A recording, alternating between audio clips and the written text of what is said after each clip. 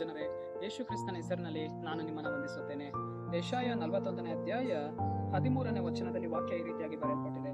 ಭಯಪಡಬೇಡ, ನಾನೇ ನಿನಗೆ ಸಹಾಯ ಮಾಡುತ್ತೇನೆ ಎಂದು ವಚನ ಬರೆಯಲ್ಪಟ್ಟಿದೆ. ಅಂದರೆ ಪ್ರೀತಿಯುಳ್ಳ ದೇವಜನರೇ, ನಮ್ಮ ದೇವರು ಏನ್ ಮಾಡ್ತಾ ಇದ್ದಾರೆ? ಸಹಾಯ ಮಾಡ್ತೇನೆ ಎಂದು ಈ ವಚನದ ಮೂಲಕ ನಮ್ಮನ್ನ ಬಲಪಡಿಸ್ತಾ ಇದ್ದಾರೆ. ಪ್ರೀತಿಯುಳ್ಳ ದೇವಜನರೇ, ನೀನೇನ್ ಮಾಡ್ಬೇಡ, ಭಯಪಡ್ಬೇಡ. ಪ್ರೀತಿಯುಳ್ಳ ಮಗಳೇ, ನೀನೇನ್ ಮಾಡ್ಬೇಡ, ಭಯಪಡ್ಬೇಡ. ನಾನ್ ನಿನಗೆ ಸಹಾಯವನ್ನ ಮಾಡ್ತೇನೆ. ನೀನ್ ನಡೆದು ಹೋಗುವಂತ ಮಾರ್ಗದಲ್ಲಿ ನಾನು ನಿನ್ನ ಜೊತೆಗಾರನಾಗಿರ್ತೇನೆ. ನೀನ್ ಭಯಪಡುವಂತ ಸನ್ನಿವೇಶದಲ್ಲಿ ನಾನು ನಿನಗೆ ಸಹಾಯ ಹಸ್ತವನ್ನ ನೀಡ್ತೇನೆ ಎಂದು ಕರ್ತನಲ್ಲಿ ನಮ್ಮನ್ನು ನೋಡಿ ಹೇಳ್ತಾ ಇದ್ದಾರೆ. ಪ್ರೀತಿಯುಳ್ಳ ದೇವಜನರೇ, ನಾವು ಇವತ್ತು ಅನೇಕ ವಾರ್ತಿ ನಾವು ನೆನೆಸ್ತೇವೆ, ನನಗೆ ಯಾರ ಸಹಾಯ, ನನ್ನ ಕುಟುಂಬಕ್ಕೆ ಯಾರ ಆಧಾರ ಎಂದು ಅನೇಕ ವಾರ್ತಿ ನಾವು ನೆನೆಸ್ತೇವೆ. ಆದ್ರೆ ದೇವರಲ್ಲಿ ಹೇಳ್ತಾ ಇದ್ದಾರೆ, ನಾನ್ ನಿನಗೆ ಸಹಾಯವನ್ನ ಮಾಡ್ತೇನೆ, ನಾನ್ ನಿನ್ನ ಕೈ ಹಿಡಿದು ನಡೆಸ್ತೇನೆ ಎಂದು ದೇವರಲ್ಲಿ ನಮ್ಮನ್ನು ನೋಡಿ ಹೇಳ್ತಾ ಇದ್ದಾರೆ. ಸರಿ, ನಾವು ಪ್ರಾರ್ಥಿಸೋಣ. ಅಪ್ಪ ಕರ್ತನೆ, ನಿಮಗೆ ಸ್ತೋತ್ರ ಸ್ವಾಮಿ. ಈ ವಾಕ್ಯವಾದ ಸಂದೇಶವನ್ನ ನೋಡ್ತಾ ಇರುವ ಜನಗಳಿಗೆ ಸಂಧಿಸು ದೇವರೇ.